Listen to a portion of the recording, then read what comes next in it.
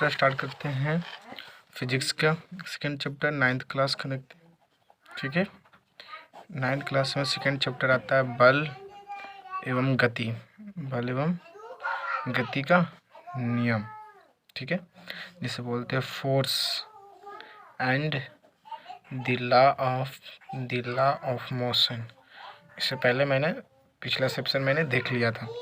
ऐसे तो ये तुम्हारा थर्ड चैप्टर में आता है, लेकिन हम इसे सेकेंडरी चैप्टर बोलते हैं, तो थर्ड चैप्टर भी बोल सकते हो तुम इसे। ठीक है, क्योंकि पहला जो होता है यूनिट है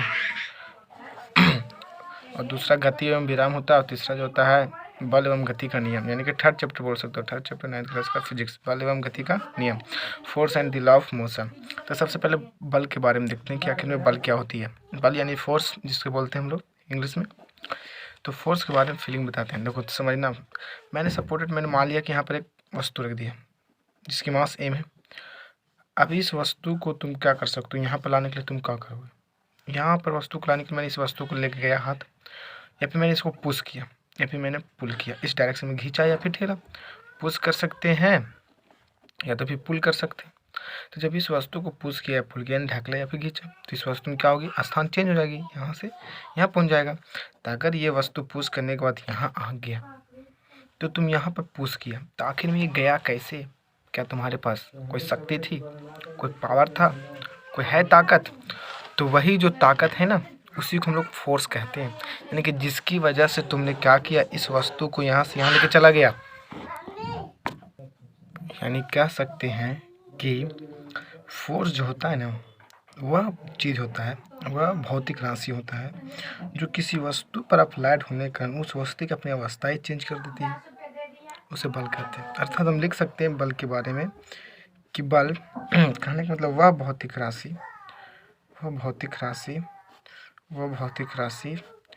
जो किसी वस्तु पर लगने के कारण उस वस्तु की क्या होती है, अवस्था चेंज हो जाती है। उस वस्तु की अवस्था परिवर्तन होता है या फिर बदल जाता है।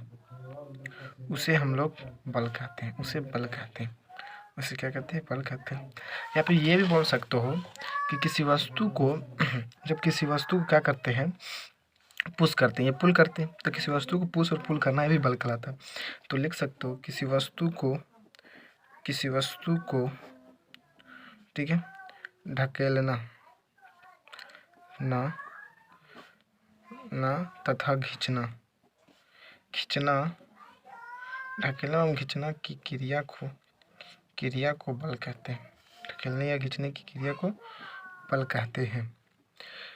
ये सब बल का डिफाइन है। या फिर एक कंडीशन और लिख सकते हो। क्या कंडीशन लिख सकते हो, हम लोग इसी चैप्टर में न्यूटन्स लॉ जब गति का नियम पढ़ेंगे, द लॉ ऑफ मोशन, तो उस कंडीशन में बल का भी आएगा अलग से डिफिनेशन। उसी से हम लोग डिफिनेशन का आज हम लोग जानकारी पाएंगे। ठीक है, कि आखिर में बल क्या होता है। तो देखो क्या होता है बल। मान लेते हैं कि जब कोई वस्तु गतिशील है तो उस गतिशील वस्तु की कुछ ना कुछ मास होगी। सपोज दैट यही एक वस्तु है, ठीक है, जिसकी कुछ ए मास है और ये वस्तु क्या गतिशील है, यानी गति कर रही है। तो जब ये गति कर रही है, ये मतलब वस्तु तो गति करेगी तो यहाँ से यहाँ तक जाएगी। तो यहाँ से यहाँ जाने में इसकी जो यू था उसकी वेग का भी हो गया होगा, और जब यू से भी किसी भी समय में हुआ होगा, टी समय मान लेते हैं, तो जब इसकी वेग बदल जाता है टी समय में, तब इसकी कुछ ना कुछ त्वरण उत्पन्न होता है, जिसे एक्सेलरेशन कहते हैं, और उसकी त्वरण को ए से लिखते हैं। यानी कि किसी वस्तु की मास और उसकी त्वरण की जो गुणनफल होती है बल होती है। अर्थात बल के डिफाइन अलग से भी दे सकते हो कि क्या दे सकते हो कि बल वह भौतिक राशि है जो किसी गतिशील वस्तु के द्रव्यमान और उसके त्वरण के गुणनफल के बराबर होता है, उसे बल कहते हैं या फिर बल होता है।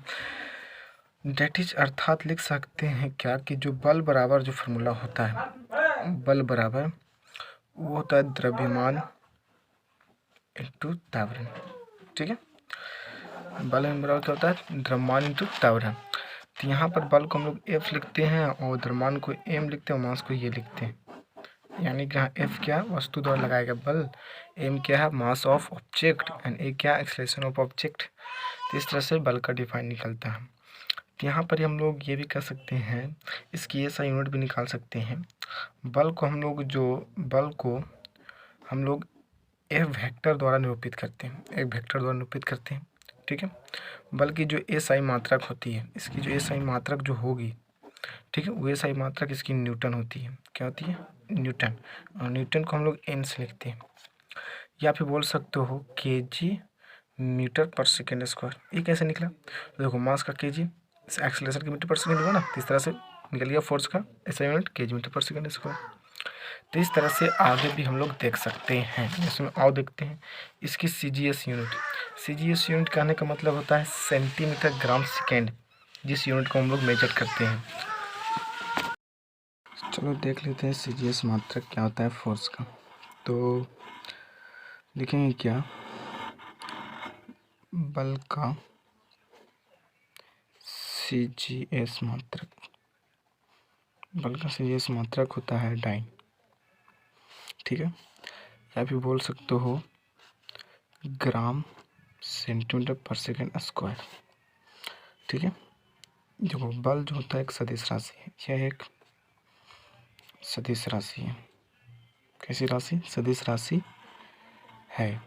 क्यों सदिश राशि है, क्योंकि बल एक वैसी भौतिक राशि होती है जिसके पास दिशा और परिणाम दोनों होते हैं। कैसे, जैसे हम लोग जानते हैं, जिसमें हम लोग जान सकते हैं। देखो कैसे जानेंगे, देखो कैसे एक सदिश राशि, क्योंकि बल ही एक मात्र ऐसी भौतिक राशि है, और बहुत मनी है, जिसकी दिशा और परिणाम दोनों होता है। जैसे हम लोग देखो इसको पता चलते हैं।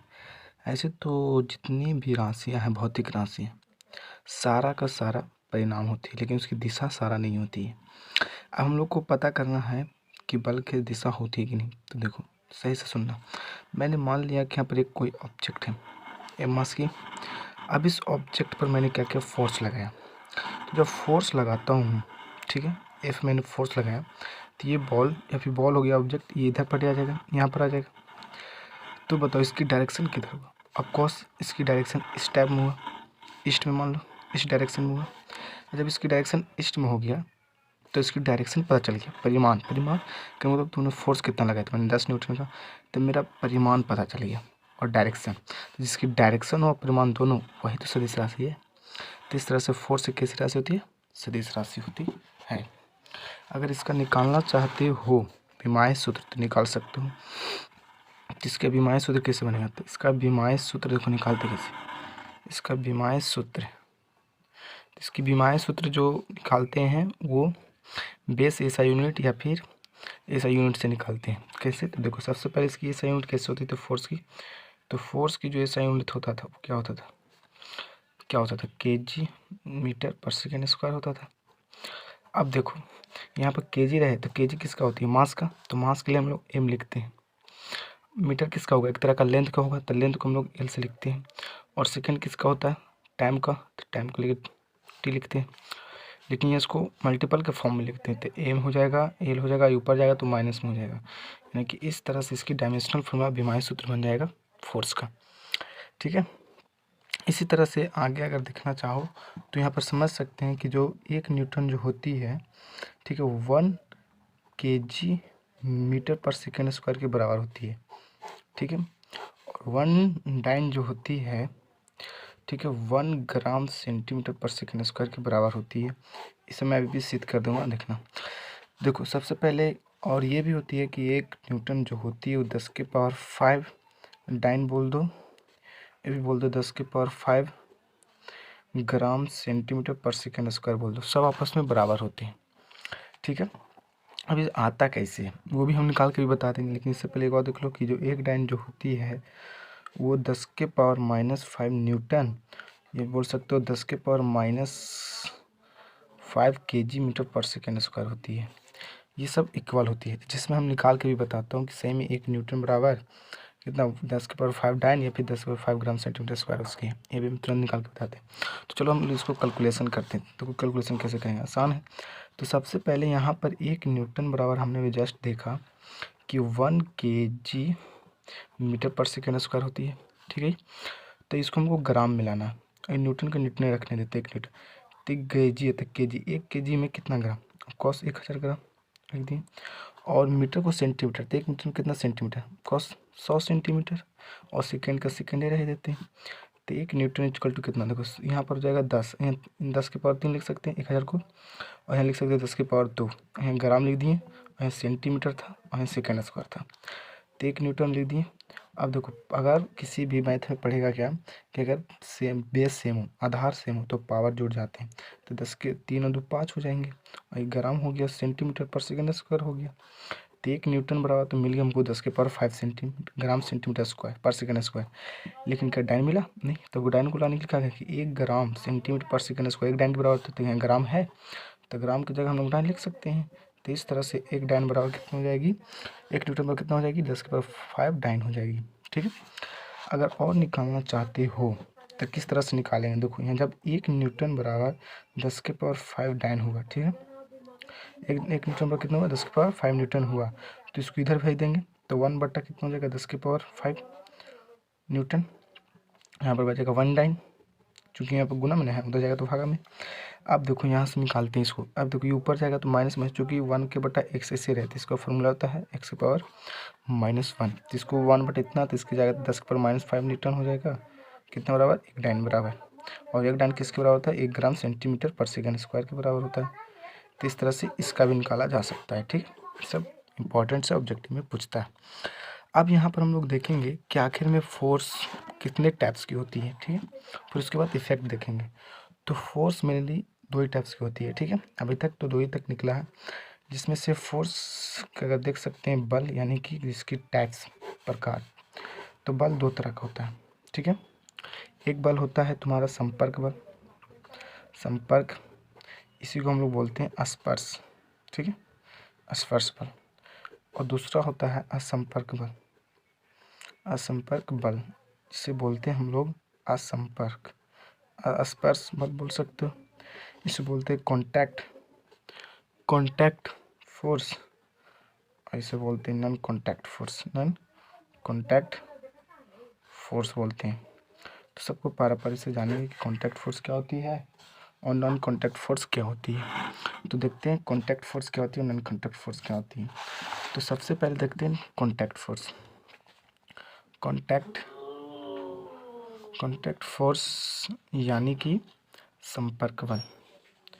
संपर्क बल क्या होती है, जब भी बल लगती है तो 2 वस्तुओं के बीच में, कितनी वस्तुओं के बीच में, 2 वस्तुओं के बीच में जब भी बल लगेगी। तो कॉन्टैक्ट का मतलब ही समझ में आता है कि छुए हुए, संपर्क हुए, एक दूसरे के नज़दीकी संपर्क बनाए रखना। तो कॉन्टैक्ट का मतलब ही होता है, ठीक है, संपर्क। यानी कि हम बोल सकते हैं कि जब दो वस्तुएं क्या हो, जब 2 वस्तुएं एक दूसरे के संपर्क में हो। संपर्क का मतलब एक दूसरे के कांटेक्ट में हो, तो इनके बीच में लगने वाला, तो इनके बीच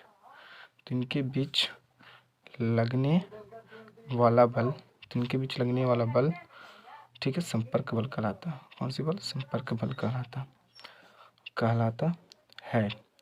अब जैसे हम को कैसे कह सकते हैं कि संपर्क, जैसे मान के चलो हम 2 वस्तु ले लेते हैं, जिसके लिए हम लोग प्रयोग करते हैं। जैसे मान के चलो मैंने यहाँ पर एक किसी भी प्रकार का चीज़ ले लिया, सपोर्टेड मैंने यहाँ पर क्या ले लिया ना, एक यहाँ पर मैंने मान लेते हैं इस तरह से एक वस्तु ले लिया जिसकी आकार स्क्वायर टाइप्स की है, जिसकी मास m होगी।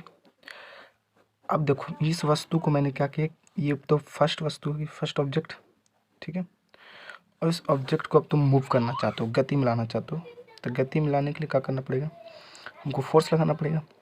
तो फोर्स लगाओगे तो 2 वस्तु में लगेगा, यानी जब तक इसको गति करना चाहते हो, जब तक इसको तुम टच नहीं करोगे, यानी मैं इसी को हाथ ले जाऊँगा, तो जब हाथ ले जाऊँगा अंगली से ठीक इसको पुश करूँगा, तो जब भी मैं पुश करूँगा तो ये क्या होगा, मूव्स करना स्टार्ट कर देगी। यानी कहने का मतलब मैंने एक मूव्स लगाया इस डायरेक्शन में, मैंने फोर्स लगा, और जब ये फोर्स लगेगा तो मैं वस्तु को मान के इस वस्तु को मैं इसे धक्का दे रहा हूँ, तो वस्तु को धक्का दूंगा तो एक मेरा हैंड होगा, मेरा हाथ होगा, और एक ये ऑब्जेक्ट होगी। यानी कि दो वस्तु के बीच में संपर्क करते हुए, यानी टचिंग करते हुए जो फोर्स लगेगा उसे कॉन्टैक्ट फोर्स कहेंगे। इस तरह से हम बोल सकते हैं कॉन्टैक्ट फोर्स, यानी कि किसी को वस्तु को मारना, किसी वस्तु को आकार में चेंज कर देना, उसकी डायरेक्शन चेंज कर देना, ये सब सारी जो फोर्स होगा सब कॉन्टैक्ट फोर्स होगा, संपर्क बल होगा।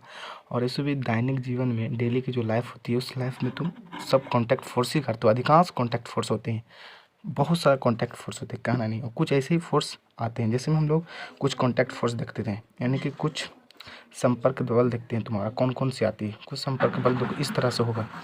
मान लेते पहला जो होगा संतुलित बल होगा। कौन सी बल? संतुलित बल हो गया, जिसको हम लोग बोलते हैं बैलेंस फोर्स, इसे बैलेंस्ड फोर्स बोलते हैं। इसी प्रकार से तुम्हारा असंतुलित बल हो जाएगा, असंतुलित बल हो गया, जिसे बोलते हैं non balance force, non balance force. इसी तरह से तुम्हारा हो जाएगा अभिलंब बल, अभिलंब बल, जिसे हम लोग बोलते हैं नॉर्मल फोर्स, नॉर्मल फोर्स। इस तरह से चौथा तुम लिख सकते हो घर्षण बल, घर्षण बल, जिसे बोलते हैं फ्रिक्शनल, फ्रिक्शनल फोर्स, सब फ्रिक्शनल फोर्स हो गया। इसी तरह से तुम पांचवा लिख सकते हो, क्या लिख सकते हो? तनाव बल, जिसे हम लोग बोलते हैं टेंशन, टेंशन फोर्स। यानी कहने का मतलब ये सब कुछ ऐसे और बहुत सारे फोर्स होते हैं, ठीक है, लेकिन 9th क्लास के लिए कितना काफ़ी है। यानी ये सब इतना ऐसा सारा ऐसा फोर्स है जो कि सारा का सारा बिना कांटेक्ट किए हुए सब फोर्स नहीं लगेगा। फॉर एग्जांपल जैसे मैंने पहला देखता हूँ संतुलित बल क्या होती है। आखिर में संतुलित बल होती क्या है? संतुलित बल है जिसको बैलेंस फोर्स कहते हैं। संतुलित का मतलब ही होता है क्या? बैलेंस। बैलेंस का मतलब एक जगह टिका हुआ, यानी कि टिका हुआ भी कह सकते हो या नहीं भी टिका हुआ कह सकते हो, मूव्स करेगा। देखो ये संतुलित बल ऐसा बल होता है जो किसी वस्तु का गतिशील रहेगा फिर भी हो सकता है संतुलित बल, या कोई वस्तु किसी रेस्ट कंडीशन में हो तो भी हो सकता है संतुलित बल। संतुलित बल होने के लिए कोई स्पेशलिस्ट ये नहीं आता है कि कोई भी वस्तु हमेशा गति में ही हो, ये भी रेस्ट में भी हो सकता है, यानी कि किसी भी कंडीशन में हो सकता है। तो मैं दोनों भी एग्जांपल करके बताता हूँ। तो संतुलित बल का मतलब होता है कि जब किसी वस्तु पर ये बल लगता है, यानी कि किसी वस्तु पर लगने वाला वैसा बल जिसका परिमाण, लेकिन जिसका परिमाण जो होगा वो क्या होगा, जिसका कुछ ना कुछ परिणाम या परिमाण जो निकलेगा, रिजल्टेड तो निकलेगा, तो उसका जो रिजल्टेड होगी वो जीरो होगी। जीरो का मतलब होता है कि मान लेते हैं यहाँ पर मैंने क्या किया, एक यहाँ पर मैंने रखा, देखो जैसे मैंने मान रखा यहाँ पर मैंने बुक रख दिया, यहाँ पर क्या रख दिया मैंने, एक बुक रख दिया टेबल पर, मैंने एक टेबल पर मैंने एक बुक रखा, ठीक है। इस टेबल पर मैंने एक बुक रख दी, सपोर्टेड यहाँ पर एक बुक है, ये बुक है, और इस बुक को तुम क्या करना चाहते हो, इसको फोर्स लगाओगे इधर, ठीक है, और इधर भी एक फोर्स लगाओगे, ठीक है, इस डायरेक्शन में, इधर भी 10 न्यूटन का फोर्स, इधर भी 10 न्यूटन का फोर्स। यानी कि जब दो फोर्स, यानी कि जब दो बल किसी एक वस्तु पर लगती है, जब दो बल एक किसी एक वस्तु पर लगती है तो उस वस्तु का कोई चेंज नहीं होती, यानी उसकी परिमाण वो का जो तो का तो रहेगा, यानी कि बदलेगा ही नहीं। तो उसे हम लोग संपर्क बल, संतुलित बल बोलते हैं, यानी कि बैलेंस फोर्स बोलते हैं। बैलेंस फोर्स वैसी फोर्स होती है जो किसी वस्तु पर लगने पर उसकी परिमाण जीरो होती है, कोई चेंजिंग नहीं। जैसे मान चलो एक तुमने कहा कि एक बहुत बड़ा पत्थर है, बहुत बड़ा पत्थर ले लेते हैं, और इस पत्थर को तुम, कोई आदमी क्या करा, मान लेते कोई आदमी इसे धक्का दे रहा, तो कोई आदमी अगर जब इसे धक्का दे रहा तो ये क्या करेगा, ये जो पत्थर जो है, ये पत्थर जो स्टोन जो है, क्या ये पत्थर हिलेगा इससे? ऑफकोर्स नहीं होगा। तो इस कंडीशन में इसके द्वारा, इस मैन के द्वारा, इस आदमी, इस लड़के के द्वारा इस पत्थर पर लगाया गया फोर्स बैलेंस फोर्स होगी, क्योंकि इसमें कोई भी चेंजिंग नहीं हो रही है। इस तरह से हम बैलेंस फोर्स बोल सकते हैं। ये भी बोल सकते हो कि कोई मान के चलो यहाँ पर एक दीवार है, ठीक है, मैंने मान लिया यहाँ पर दीवार है, ठीक है। अब इस दीवार पर कोई क्या करता है, यहाँ पर फोर्स लगाता है, ठीक है, इस डायरेक्शन में फोर्स लगा, दीवार पर कोई मारता, आदमी हो या कोई भी धक्का देता, तो जब धक्का देता है तो इस दीवार में कोई भी चेंजिंग नहीं आता। तो इस कंडीशन में बोल सकते हैं कि ये भी क्या है, बैलेंस फोर्स है, यानी कि सब संतुलित बल है। ये भी तुम अपने भी दैनिक जीवन में उदाहरण भी ले सकते हो बैलेंस फोर्स का। क्या कि मान के चलो तुम जीटी रोड पर, ये भी हाईवे पर, किसी भी सड़क पर क्या करते हो तुम, आप लोग क्या करते हैं, साइकिल चला रहे हैं, तो साइकिल चला रहे हैं, घर से निकले स्कूल जा रहे हैं सपोर्टेड, तो जाते जाते क्या होता है, एकदम आसानी से तुम चले जाते हो, यानी कि घर से स्कूल आसानी से चले जाते हो साइकिल से, तो कोई प्रॉब्लम नहीं, दम वो तुम्हारा कुछ नहीं हुआ, बायसम तो संतुलित बल है। लेकिन लेकिन लेकिन जब रास्ते में ही किसी को तुम धक्का मार देते हो या ठोक देते हो, तो धक्का जैसे ही मारोगे ना तो कुछ परिणाम निकलेगा, कुछ परिमाण होगा उसका। क्या निकलेगा कि जिसको तुमने धक्का मारा या ठोका, वो क्या करेगा ना, तुमको कुछ ना कुछ बोलेगा, यानी उसको 2-3 लापड़ लगा देगा, यानी उसका परिणाम निकला कि तुमको गाली देगा या कुछ बोल सकता है। तो उस कंडीशन में वो असंतुलित बल होती है ना कि संतुलित बल होती है।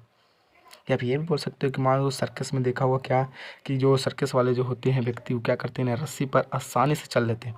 यानी कि ये रस्सी हो गया, ठीक है, यहाँ पर रस्सी जो खड़ा रहता है खम्भा, यहाँ पर आदमी क्या करता है, आसानी से इस पर चल जाता है, यहाँ से यहाँ पर आसानी से आ जाएगा। तो कहने का मतलब हम लोग कभी कहते हैं ना कि बैलेंस में है तब नहीं चल पाया, ये यहाँ से यहाँ पहुँच गया, इसका मतलब ये बैलेंस में था। बैलेंस का फोर्स का मतलब कि होता है कि किसी वस्तु पर लगने वाला वैसा बल जिसका परिणाम क्या हो, शून्य हो, जीरो हो, कुछ ना हो, तो उसे हम लोग क्या बोलते हैं, संतुलित बल बोलते हैं।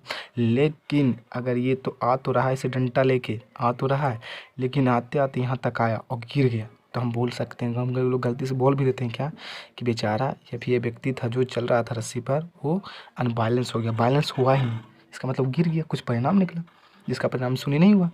अगर इसका परिणाम शून्य हुआ तो ये आसानी से यहाँ से आ जाएगा, कुछ नहीं हुआ तो, लेकिन अगर परिणाम कुछ निकला तो गिर जाएगा। तो इस तरह से हम संतुलित बल को समझ सकते हैं। आगे आगे देखते हैं संतुलित बल क्या होता है। संतुलित बल भी कैसे होती है, लिख सकते हो, संतुलित बल का डिफाइन लिख लेना, क्या लिख सकते हो कि किसी वस्तु पर लगने वाला वैसा बल, किसी वस्तु पर लगने वाला वैसा बल जिसका परिणाम क्या होती है, शून्य होती है, उसे हम लोग संतुलित बल कहते हैं। ध्यान सुनना, किसी वस्तु पर लगने वाला वैसा बल जो उस वस्तु का जो परिणाम जो निकलेगा उसका शून्य होगा, तो उसे हम लोग संतुलित बल बोलेंगे, बैलेंस फोर्स बोलेंगे। The force extracted on the any object whose resulted is zero, that is called balance force. इसी तरह एग्जाम्पल तुम किसी भी दे सकते हो, किसी भी रस्सी पर चलने वाला, किसी तरह से कोई नुकसान नहीं हुआ, पत्थर को धक्का देना, पत्थर में कोई चेंजिंग नहीं हुआ, दीवारों को मारना, बुक को हटाना, किसी रस्सी को टिनना, दोनों तरफ फोर्स है तो कोई भी चेंजिंग नहीं होना, सबका सब बैलेंस फोर्स है। असंतुलित बल यानी कि नॉन बैलेंस फोर्स, देखो बैलेंस फोर्स तो हम समझा कि सब आसानी से चल जाएगा, कोई टेंशन नहीं, बैलेंस।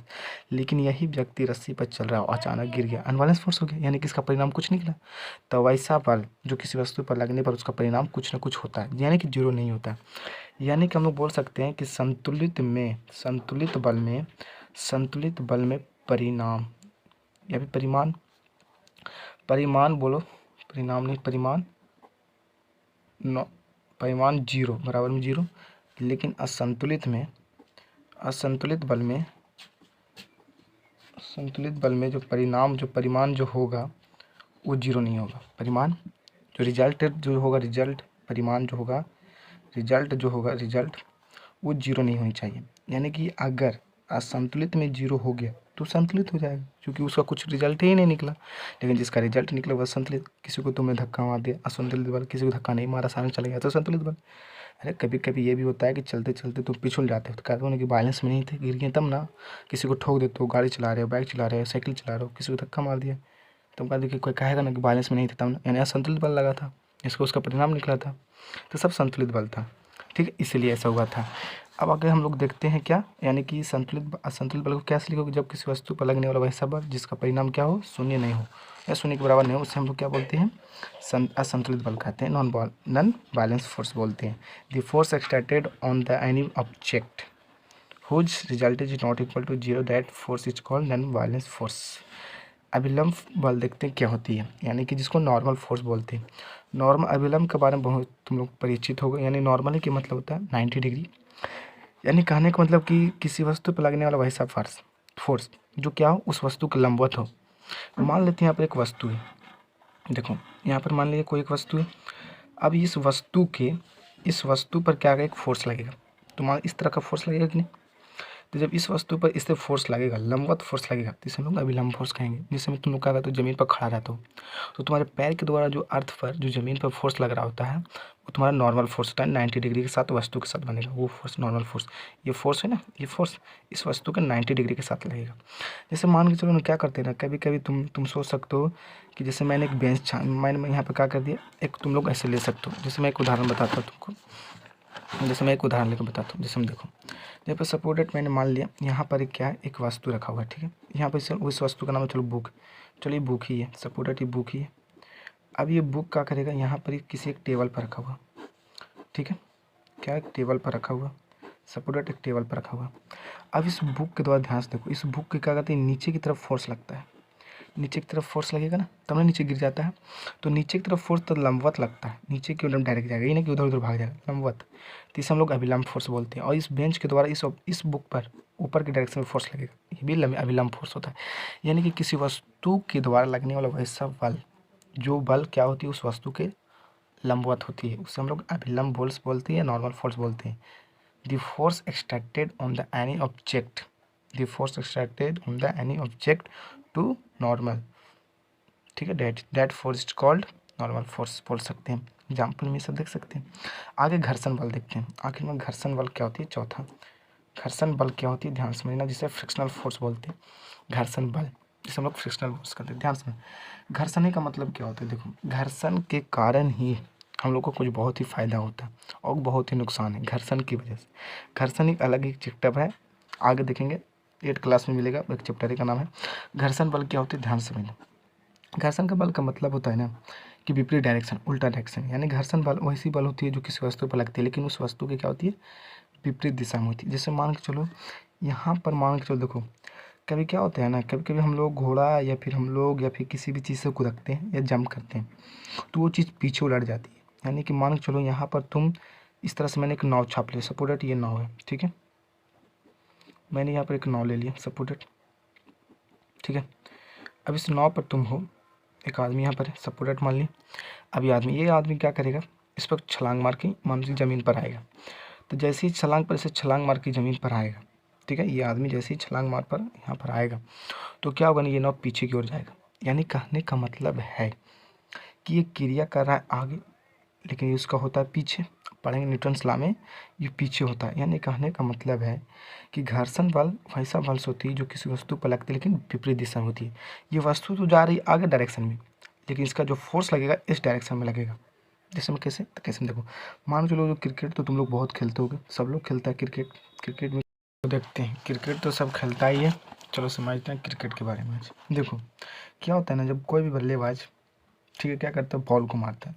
यानी कि मान लो यहाँ पर इसे खेल रहा है, आई फील्डिंग है, ठीक है, यहाँ पर क्या होती है, यहाँ पर सपोर्ट डेट, यहाँ पर सपोर्ट डेट बैट्समैन है और ये बैट्समैन क्या करता है, मारेगा बॉल को। सपोर्ट डेट ये बैट्समैन क्या करता है, हिट करता है पट्टा बल किसके बल्ला के द्वारा, तो ये बॉल जाता है लुढ़कते हुए जाएगा। तो लुढ़कते हुए तो जाता है ये बॉल, लेकिन जाते जाते ये बॉल क्या करता है, इस बाउंड्री तक जाए में ही रुक जाता है। आखिर में ऐसा क्यों, कारण क्या था, इसने बल तो लगाया लेकिन चौका सोचा जाएगा चौका, लेकिन चौका नहीं गया। आखिर में क्यों, क्योंकि ये बॉल की डायरेक्शन थी जाने का इस डायरेक्शन में बाउंड्री की तरफ, लेकिन जो ज़मीन है ना कहता है नहीं जाने देंगे, इस डायरेक्शन में रुकता है। कहने का मतलब है ज़मीन इसके विपरीत दिशा में, इस वस्तु की, इस बॉल की गति करने की जो डायरेक्शन है उसकी विपरीत दिशा में ये ज़मीन एक फोर्स लगाता है जिसे हम लोग घर्षण बल कहते हैं। और घर्षण बल के ही कारण ये क्या होती है, रुक जाता है। यानी कि हम कह सकते हैं कि किसी वस्तु पर लगने वाला वैसा बल, किसी वस्तु पर लगने वाला एक वैसा बल जो उस वस्तु की विपरीत दिशा में होती है उसे हम लोग घर्षण बल कहते हैं। और घर्षण बल के कारण ये क्या होती है, वस्तु रुक जाती है जो गतिशील होती है। घर्षण बल के कारण ही जितनी भी गाड़ियों वाहनों का जो टायर होती हैं, चप्पल स्लीपर जो होते हैं, सब के सब क्या होते हैं, खिया जाते हैं, मतलब पतला हो जाता है बोल सकते हैं हम लोग, सब खराब हो जाता है टायर और वगैरह वगैरह, सिर्फ घर्षण फोर्स के कारण, यानी कि फ्रिक्शन फोर्स के कारण ही। यानी घर्षण बल वैसा बल होता है जो किसी वस्तु पर लगता तो है लेकिन उस वस्तु के विपरीत दिशा में होती है, उस वस्तु का जो गति करने का डायरेक्शन होगा उसके विपरीत दिशा में होगी। ये बल इधर है, मान चलो कोई वस्तु इधर जा रहा है लेकिन इसकी जो फोर्स लगेगी इस डायरेक्शन में लगेगी, उसे ही हम लोग घर्षण बल कहते हैं। अब आते हैं तनाव बल, जिसे टेंशन फोर्स कहते हैं। समझते हैं तनाव बल क्या होती है, तो ध्यान समझना तनाव बल क्या होती है। तनाव बल जिसे हम लोग क्या बोलते हैं, फ्रिक्शनल फोर्स नहीं, टेंशन फोर्स, ठीक है। टेंशन फोर्स क्या होती है ये समझते हैं। तो देखो टेंशन फोर्स क्या होती है, बहुत ही ईजी है, ज़्यादा कुछ नहीं है। देखो तनाव का मतलब तानते हैं हम लोग किसी भी चीज़ को, टानते किससे, जो तनाव का मतलब टानते हैं किससे, तो किसी रस्सी से टानते हैं ना, रस्सी से। यानी कहने का मतलब किसी रस्सी के द्वारा किसी वस्तु पर लगने वाली बल तनाव बल कहलाती है। जिसमें कैसे, मान चलिए कुइयाँ है, ठीक है, क्या ये व्हील मान लेते हैं। अब इस कुइयाँ में से तुम क्या निकाल रहे हो, बाल्टी की निकाल रहे हो, ठीक है, तो किसी रस्सी की मदद से नहीं निकालोगे, बताओ, खींचोगे, कोई आदमी खींच रहा है रस्सी के द्वारा, मानो कोई आदमी क्या कर रहा है, खींच रहा है इसे, तो ये रस्सी के द्वारा कोई आदमी खींच रहा है। तो कहने का मतलब है कि किसी रस्सी के द्वारा किसी वस्तु पर लगने वाला फोर्स तनाव बल कहलाता है। सिंपल, सब तनाव बल का तो डिफाइन ज़्यादा भारी नहीं है। किसी रस्सी के द्वारा लगने वाला फोर्स किसी वस्तु पर क्या कहलाती है, तनाव बल कहलाती है। अब आते हैं दूसरा, नॉन कॉन्टैक्ट फोर्स। ठीक है, नॉन कॉन्टैक्ट फोर्स जिसे बोलते थे असंपर्क बल। असंपर्क बल किसे कहते हैं, तो ध्यान से समझना असंपर्क बल क्या होती है। असंपर्क बल का मतलब होता है कि जब दो वस्तु एक दूसरे के संपर्क में ना होता तो इनके बीच में लगने वाला फोर्स असंपर्क बल आएगा। जब दो वस्तुएं एक दूसरे के संपर्क में ना हो, एक दूसरे के संपर्क में ना हो, तो इनके बीच लगने वाला बल असंपर्क बल कहलाता है। कौन सा बल, संपर्क बल कहलाता है। अब जैसे में कौन कौन होता है असंपर्क बल, कहने का मतलब कि देखो, एक यहाँ पर वस्तु रख दिए, दो वस्तु, अब एक यहाँ पर रख दिए एक वस्तु। इस वस्तु को बिना कांटेक्ट किए इतना ही डिस्टेंस पर, कुछ दूरी रहेगा, कुछ ना कुछ इन दोनों के बीच में डिस्टेंस रहेगा, डिस्टेंस कुछ तो डिस्टेंस रहेगा जरूर। ठीक है, और जब कोई डिस्टेंस पर दो वस्तु है और वो दोनों वस्तु के बीच में फोर्स लगेगा तो उसे नॉन कॉन्टैक्ट फोर्स कहेंगे। मतलब समझते हैं कि नॉन कॉन्टैक्ट फोर्स भी होता है, तो होता है, देखते हैं कैसे होता है। तो ये दोनों वस्तु एक दूसरे को बहुत ही नज़दीक आ जाएगा, किस वजह के, फोर्स की वजह से, दोनों चिपक जाएंगे इस तरह से, ऐसे हो जाएंगे। ये ऐसे था लेकिन ऐसे हो जाएगा, क्यों, क्योंकि दोनों बीच में कुछ डिस्टेंस पर है, बिना संपर्क हुए ही कुछ संपर्क में आ जाएंगे। ऐसा भी फोर्स होता है, तो होता है ना। कौन कौन, जैसे देख लेते हैं, जैसे तुम्हारा हो गया गुरुत्वीय बल या गुरुत्वाकर्षण बल, गुरुत्वीय बल। ठीक है, जिसे हम लोग बोलते हैं ग्रेविटी फोर्स या ग्रेविटेशनल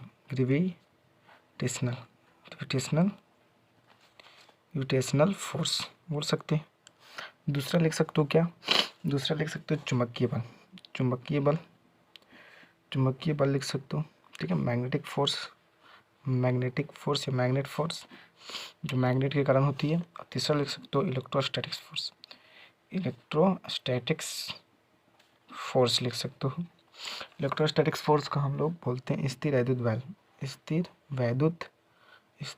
बल बोलते हैं। ठीक है, ये सब होती है स्थिर वैद्युत बल, एक चैप्टर ही है जो कि 12th क्लास में पढ़ेंगे, बहुत अच्छा है इलेक्ट्रोस्टैटिक्स फोर्स के बारे में। इलेक्ट्रोस्टैटिक्स ही चैप्टर एक है, वहाँ हम लोग पढ़ेंगे।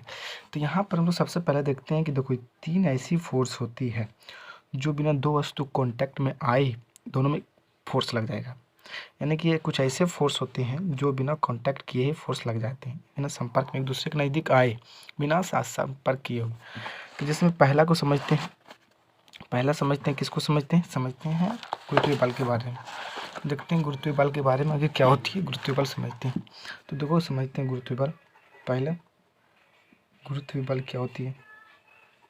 ठीक है, गुरुत्वीय बल का, गुरुत्व का मतलब होती है पृथ्वी, इसका मतलब क्या होती है, पृथ्वी। कहने का हमारा मतलब है कि इस पृथ्वी किसी वस्तु को अपने केंद्र की ओर जिस बल से आकर्षित करता है उसे गुरुत्वीय बल कहते हैं। यानी कि पृथ्वी के द्वारा किसी वस्तु पर लगाने का फोर्स क्या कहलाएगा, गुरुत्वीय बल कहलाएगा। या फिर बोल सकते हो ये भी कि पृथ्वी जिस बल के कारण किसी वस्तु को अपने केंद्र की ओर, अपने सेंटर को आकर्षित करती है, उस बल को गुरुत्वीय बल कहते हैं। अभी तुम लोग सोचा, बताओ, यहाँ पर मान लो एक ट्री है, यहाँ पर एक ट्री सपोर्टेड, मैंने मान लिया कि इस तरह से यहाँ पर एक पेड़ है। ठीक है, यहाँ पर एक पेड़ है। अब इस पेड़ में, ध्यान समझ लो, इस पेड़ में एक तरह से मान लो आम है। अब यहाँ पर पृथ्वी है। अब ये आम हो गया एक, ये आम और ये पृथ्वी, कोई भी एक फल, ये फल और ये पृथ्वी। ठीक है, कि दोनों क्या है, दोनों एक दूसरे के कांटेक्ट में, दोनों एक टचिंग में है नहीं ना, लेकिन फिर भी ये नीचे की ओर गिर जाता है। क्यों, तो ये इसलिए गिर जाता है क्योंकि पृथ्वी जो होती है ना, इस वस्तु को अपने सेंटर की ओर फोर्स लगाता है। यानी कि पृथ्वी अपने केंद्र की ओर जिस बल से आकर्षित करती है उस बल को क्या कहते हैं हम लोग, चुंबकीय बल। यानी कि ये पृथ्वी इस वस्तु को या फिर इस फ्रूट को, ठीक है, जिस बल से अपने केंद्र की ओर आकर्षित करता है उस बल को गुरुत्वीय बल कहते हैं। ये बिना कांटेक्ट हुए ही बल लग जाता है। इसी प्रकार साथ ही तुम्हारा चुंबकीय बल, इसके बल कैसे, इसका डिफाइन कैसे लिखोगे, लिखोगे कि पृथ्वी जिस बल से अपनी केंद्र की ओर किसी वस्तु को आकर्षित करती है उसे गुरुत्वीय बल कहते हैं, ग्रेविटेशनल फोर्स कहते हैं। दूसरा देखते हैं चुंबकीय बल। दूसरा क्या देखते हैं, चुंबकीय बल क्या होती है। देखो चुंबकीय बल के लिए कुछ स्पेशलिस्ट है। क्या स्पेशलिस्ट है कि इसमें दो वस्तु तो होंगे, लेकिन जिसमें से पहला जो वस्तु होंगे, फर्स्ट ऑब्जेक्ट, जो फर्स्ट ऑब्जेक्ट जो होगा वो क्या होगी, मैग्नेट। मैग्नेट का मतलब होता है चुंबक, चुंबक होनी चाहिए, ठीक है। और सेकेंड ऑब्जेक्ट, जैसे मैंने कहा था कि फोर्स होने के लिए दो ऑब्जेक्ट होनी चाहिए, तो फर्स्ट ऑब्जेक्ट इसमें चुंबक होगा और सेकेंड जो ऑब्जेक्ट जो होगी वो आयरन की बनी, यानी कि लोहे की बनी वस्तु होनी चाहिए, लोहे की बनी वस्तु होनी चाहिए। या फिर खुद दो चुंबक हो सकता है, खुद दो चुंबक, खुद दो चुंबक हो सकती है, यानी दो वस्तु होगा ना। तो अगर मान लेते हैं कि एक मैग्नेट यहाँ पर रख दिया मैंने, जिसको हम लोग चुंबक बोलते हैं, और कि यहाँ पर कोई वस्तु है, यहाँ पर क्या है, कोई वस्तु है जो कि आयरन की बनी है, इस तरह से कोई वस्तु है लोहे की बनी हुई।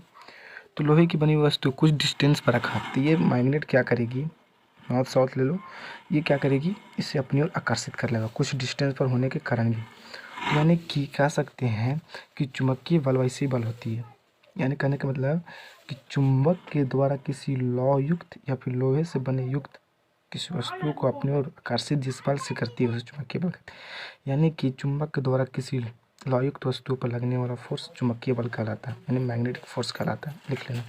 अब इलेक्ट्रोस्टैटिक्स फोर्स समझ लो, स्थिर वैद्युत बल क्या होती है, बहुत ही सिंपल है, कुछ बड़ा नहीं है, बहुत सिंपल। इलेक्ट्रोस्टैटिक फोर्स आगे पढ़ेंगे कि इलेक्ट्रॉन स्टेट की कंडीशन में होती है तो क्या करती है, फोर्स क्रिएट होती है, अपने चारों ओर अनुभव करती है, उसे इलेक्ट्रोस्टैटिक फोर्स कहते हैं। लेकिन वो नहीं जानेंगे हम लोग, सिर्फ छोटा लेवल से जानेंगे कि इलेक्ट्रोस्टैटिक फोर्स स्थिर वैद्युत बल क्या होता है। तो देखना स्थिर वैद्युत बल का यूज हम लोग भी बहुत बार देख चुके हैं। जैसे में देख सकते हैं क्या, जैसे में मान लेते हैं कि यहाँ पर ही एक प्लास्टिक है, ठीक है। अब इस प्लास्टिक में मैंने एक मसाला डाल दिया, इस प्लास्टिक में मैंने क्या डाल दिया, एक मैंने क्या कर दिया, मसाला डाल दिया, इस प्लास्टिक में मैंने क्या कर दिया, मसाला डाल दिया। जब इस प्लास्टिक में मसाला डाल देता हूँ, कुछ का भी मसाला, तो इस प्लास्टिक में क्या होती है ना, छोटे छोटे पार्टिकल सब इसमें चिपक जाते हैं कुछ डिस्टेंस तक लिए।